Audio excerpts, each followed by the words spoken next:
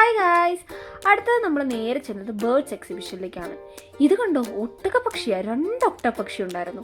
ഞാൻ ആദ്യമായിട്ട് ഒരു ഒട്ടകപ്പക്ഷിയെ കാണുന്നത്. ഏതാണ്ട് അത് തല ഉയർത്തി പിടിച്ച എൻ്റെ അത്ര ഹൈറ്റ് ഉണ്ടെന്ന് തന്നെ പറയാം.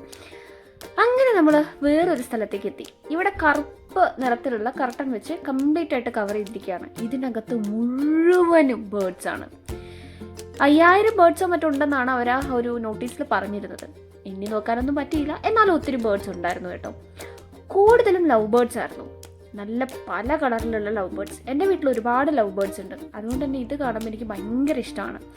ഗ്രീൻ യെല്ലോ കോമ്പിനേഷൻ കളറിലും യെല്ലോ കളറിലും മാത്രവും, അതുപോലെ ബ്ലൂ കളറിലും ബ്ലൂ വൈറ്റ് കോമ്പോയിൽ പ്യുവർ വൈറ്റ് ആയിട്ടും ഒക്കെ ഒരുപാട് ഡിഫറെൻറ്റ് കളേഴ്സിലുള്ള ലവ് ബേർഡ്സ് ഇവിടെ ഉണ്ടായിരുന്നു.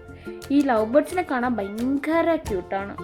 കണ്ടോ, സൂം ചെയ്യുമ്പോൾ കണ്ടോ അവരുടെ മുഖമൊക്കെ എന്ത് ക്യൂട്ടായിട്ടായിരിക്കുന്നത്. അത് കഴിഞ്ഞ് കുറച്ച് മുന്നോട്ട് പോയപ്പോൾ ഇങ്ങനെ ഒരു ട്രീ കണ്ടു. കൊള്ളാല്, നല്ലൊരു വൈബുണ്ട്, ഒരു ക്രിസ്മസ് വൈബൊക്കെ ഉള്ള ഒരു ട്രീ ആയിരുന്നു. അങ്ങനെ ഒരുപാട് ലവ് ബേർഡ്സിൻ്റെ വീഡിയോ ഒക്കെ എടുത്ത് നടന്നപ്പോൾ എനിക്കൊരു ഡൗട്ട് തോന്നി, ഇവരിവിടുന്ന് പറന്നു പോകില്ലേ എന്ന്. പിന്നെയാണ് നമ്മൾ ചിന്തിച്ചത്, ഈ ബ്ലാക്ക് കളർ കാണുന്നതുകൊണ്ടായിരിക്കും അവരതിനപ്പുറത്തേക്ക് പോകാൻ പറ്റാത്തത്. അത് കഴിഞ്ഞ് ഞാൻ മുന്നോട്ട് ചെന്നപ്പോൾ അവിടെ നമ്മൾ ഈ പക്ഷികളെയൊക്കെ മേലെയൊക്കെ വെച്ചിട്ട് ഫോട്ടോ എടുക്കാൻ പറ്റുന്ന രീതിയിലുള്ള ഒരു സംഗതി ഉണ്ടായിരുന്നു. ഒരെണ്ണത്തിന് 50 രൂപ, 3 എണ്ണത്തിന് 100 രൂപ. അപ്പോൾ അതിൽ വലിയ പഞ്ചവർണ്ണത്തത്ത ഉണ്ടായിരുന്നു, പിന്നെ ഒരു കുഞ്ഞ് മലമ്പാമ്പുണ്ടായിരുന്നു, പിന്നെ 2 ഇഗ്വാനകളുണ്ടായിരുന്നു. ആക്ച്വലി എനിക്ക് ഈ ചെങ്ങളൊക്കെ മേത്ത് വയ്ക്കാനൊരു ബുദ്ധിമുട്ടുള്ളത് കൊണ്ട് ഞാൻ ആ ഒരു ഭാഗത്തേക്ക് പോയില്ല. എന്നാലും ഒരുപാട് പേര് കണ്ടോ, പാമ്പിനെ കണ്ടോ, ഒരുപാട് പേര് ഫോട്ടോ എടുക്കുന്നുണ്ടായിരുന്നു കേട്ടോ.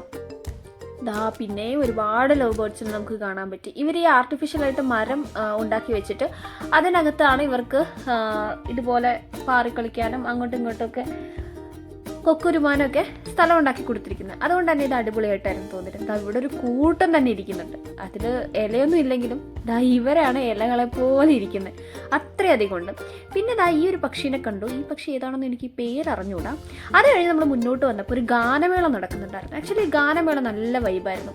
പിന്നെ ഒരുപാട് നടന്നിട്ടാണ് നമ്മളിവിടെ എത്തുന്നത്. അപ്പോൾ സ്വാഭാവികമായിട്ടും നമ്മൾ അവിടെ ഒന്ന് ഇരുന്ന് പോകും. അങ്ങനെ കുറച്ച് നേരം ഇരുന്ന് അവിടുത്തെ ഗാനമേളയൊക്കെ നമ്മൾ കണ്ടു. അത് കഴിഞ്ഞ് പുറത്തിറങ്ങിയപ്പോൾ കച്ചവടക്കാരൊക്കെ ഉണ്ടായിരുന്നു. അതൊക്കെ കണ്ട് നമ്മൾ അവിടെ നിന്ന് പുറത്തിറങ്ങി.